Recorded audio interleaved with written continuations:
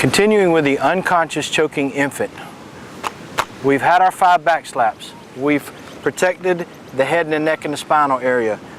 We've done our chest, five chest compressions with our 2 fingers because we're talking about an infant. We see now that the infant has passed out, completely out. So we need to move to a different level of care. Placing the baby down with support, we're going to move into chest compressions, okay? Remember, we're talking about an infant, so we're using 2 fingers. Between the nipple line center, you're going to go ahead and give 30 compressions.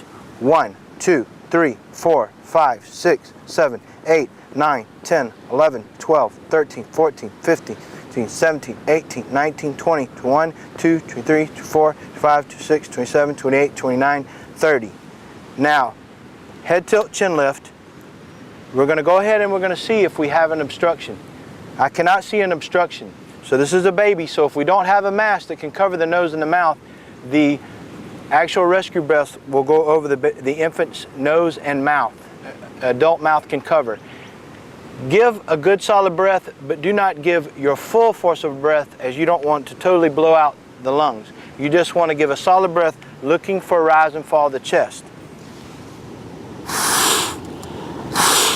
I can see that I had rise and fall of the chest, so I know that the airway, that at least my rescue breath did go in. So we may still have an obstruction of the airway, but at least we're getting air in. We're going to repeat, 2 fingers, 30 compressions.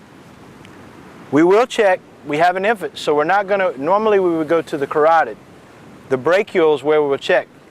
Maybe we get a pulse. If we do get a pulse, we're going to continue to monitor. We get a pulse, we get breathing, stay by the baby. Emergency services come in. Certainly never, ever, ever stop emergency services. We want, especially infants, babies, children, and even adults. We want to make sure that there's not an underlying issue going on.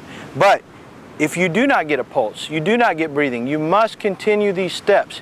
You need to continue these steps until somebody arrives with an AED or somebody with superior medical training, EMS, the paramedics arrive or whatever. At that time, you can render your services done and let them take over. But we will continue this with the infant. Remember, when we're doing this, as an adult, we're looking for 1/3 of the depth of the chest in the infant.